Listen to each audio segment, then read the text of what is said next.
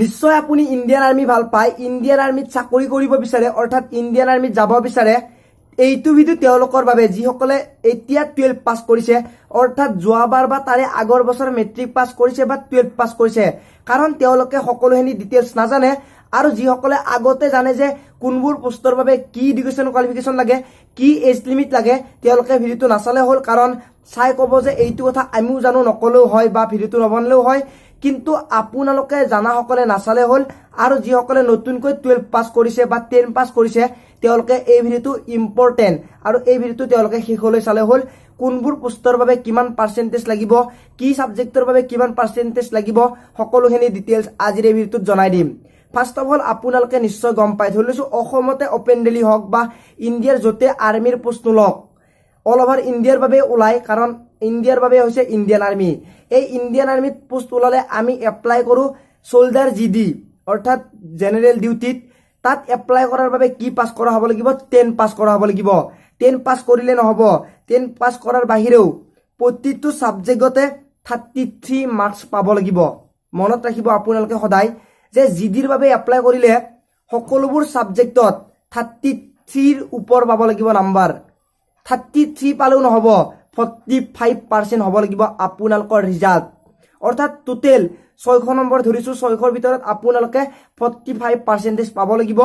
লগতে প্ৰত্যেকটো সাবজেক্টতে 33 মাৰ্কসৰ ওপৰ থাকিব লাগিব। এইখিনি হ'ল এডুকেশ্যনেল কোৱালিফিকেশ্যন। যদি আপোনালোকৰ থাকে 45%, 33ৰ ওপৰত প্ৰতিটো সাবজেক্ট, তেনেহলে জিডিত এপ্লাই কৰিব পাৰিব। জিডিৰ বাবে এজ লিমিট হ'ল 17 বছৰ 6 মাহ, অৰ্থাৎ 17.5 বছৰৰ পৰাই 17 বছৰ হাফৰ পৰাই আপোনালোকৰ 23 বছৰলৈকে এপ্লাই কৰিব পাৰিব জেনেৰেল ডিউটিত। এইটো আছিল জিডিৰ বাবে। জিডিৰ কথাটো আপোনালোকে গম পালে। যদি 10 পাছ কৰিছে, আপোনাৰ যদি 45% আছে, 33ৰ ওপৰ যদি সকলোখিনি সাবজেক্টত আছে, তেনেহলে আপুনি জিডিত এপ্লাই কৰিব পাৰিব। এইখিনি জিডিৰ বাবে। এইবাৰ হ'ল সোলজাৰ টেক। আপোনালোকে SOL বা ST বুলিও বহুতে কয় বা সোল টেক বুলিও কয়। এইটো হৈছে সোলজাৰ টেকনিকেল। আপোনালোকে যদি সোলজাৰ টেকনিকেলত এপ্লাই কৰিব বিচাৰে, তেনেহলে এডুকেশ্যনেল কোৱালিফিকেশ্যন 12 পাছ কৰা হ'ব লাগিব।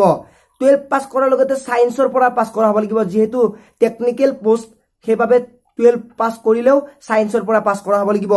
সায়েন্সৰ পৰা পাছ কৰিলেও তাত আপোনালোকৰ এডুকেশ্যনেল কোৱালিফিকেশ্যন বেলেগ বেলেগ ধৰণৰ। টোটেল পাৰ্চেন্টেজ আপোনালোকৰ 40 থাকিব লাগিব, অৰ্থাৎ 40% থাকিব লাগিব। তাৰ বাহিৰেও পি অৰ্থাৎ ফিজিক্স, কেমিষ্ট্ৰি, মেথছ এণ্ড ইংলিছত 50ৰ ওপৰ পাৰ্চেন্টেজ থাকিব লাগিব। কি আপোনালোকৰ ইংলিছত 50ৰ ওপৰ থাকিব লাগিব, ফিজিক্সত 50ৰ ওপৰ, কেমিষ্ট্ৰিত, মেথছত 50ৰ ওপৰ থাকিব লাগিব। টোটেল 40% পালেও আপোনালোকে সোলজাৰ টেকনিকেলত এপ্লাই কৰিব পাৰিব। তাত এজ লিমিটটো হ'ল সেম 17 বছৰ 6 মাহ, অৰ্থাৎ 17.5 বছৰৰ পৰা 23 বছৰৰ ভিতৰত যদি হয়, তেনেহলে এপ্লাই কৰিব পাৰিব সোলজাৰ টেকনিকেল। এইখিনি আছিল সোলজাৰ টেকনিকেলৰ বাবে। তাৰে পিছৰ বস্তু হ'ল সোলজাৰ ক্লাৰ্ক। আপোনালোকে ক্লাৰ্ক কলে বুজি পায় বা সোল ক্লাৰ্ক বুলিও কয় বহুতে। তাৰ লগতে আছে ষ্ট'ৰ কিপাৰ। ষ্ট'ৰ কিপাৰ আৰু সোলজাৰ ক্লাৰ্কৰ বাবে আপোনালোকৰ এডুকেশ্যন কোৱালিফিকেশ্যন কি হ'ব লাগিব? 12 পাছ কৰা হ'ব লাগিব। লগতে 50% থাকিব লাগিব। অল সাবজেক্টত 50% থাকিব লাগিব। আৰু আপোনাৰ যদি 6টা সাবজেক্ট আছিল, ধৰি লৈছো physics, chemistry, maths, biology, English and আপোনালোকৰ আছামিজ থাকিব পাৰে বা অল্টাৰনেটিভ ইংলিছ থাকিব পাৰে, সেইখিনিতো আপোনালোকৰ প্ৰত্যেকটো সাবজেক্টতে 50ৰ ওপৰ থাকিব লাগিব। অৰ্থাৎ অল সাবজেক্টত 50ৰ ওপৰ থাকিব লাগিব আৰু টোটেল পাৰ্চেন্টেজ আপোনাৰ 50 হ'ব লাগিব। এইখিনি হ'ল এডুকেশ্যনেল কোৱালিফিকেশ্যন। তাৰ পিছত এজ লিমিট আপোনালোকে এইটোত একে হয়, 17 বছৰ 6 মাহৰ পৰা 23 বছৰলৈকে, অৰ্থাৎ 17.5ৰ পৰা 23 বছৰ হ'ব লাগিব। তাৰে পিছৰ বস্তু হ'ল সোলজাৰ নাৰ্ছিং। সোল নাৰ্ছিং বুলি কয় বা SN বুলিও বহুতে কয়। সোলজাৰ নাৰ্ছিঙত এপ্লাই কৰাৰ বাবে 12 পাছ কৰা হ'ব লাগিব। 12 পাছ কৰিলেও নহ'ব, সায়েন্সটো লাগিবই, কাৰণ সোলজাৰ নাৰ্ছিং মানে আপোনালোকে নিশ্চয় মেডিকেল লাইনে বুজি পাইছে। সোলজাৰ নাৰ্ছিঙত এপ্লাই কৰাৰ বাবে 12 পাছ কৰা হ'ব লাগিব। কিন্তু 12 পাছ কৰিলেও আপোনাৰ অল সাবজেক্ট মিলি 40% থাকিব লাগিব আৰু 4টা সাবজেক্টত 50ৰ ওপৰ থাকিব লাগিব। কোন কেইটা সাবজেক্ট? Physics, chemistry, biology. যেহেতু বায়লজি, মেথছ, বায়লজি ইয়াতে যেহেতু টেকনিকেল নহয়, মেডিকেল লাইন হয়, বায়লজিটো ইম্পৰ্টেণ্ট। বায়লজিত 50% থাকিব লাগিব। লগতে ইংলিছত আপোনালোকৰ 50% থাকিব লাগিব। এইখিনি আছিল এডুকেশ্যনেল কোৱালিফিকেশ্যন। তাৰ পিছত এজ লিমিট 17.5ৰ পৰা 23 বছৰ হ'ব লাগিব।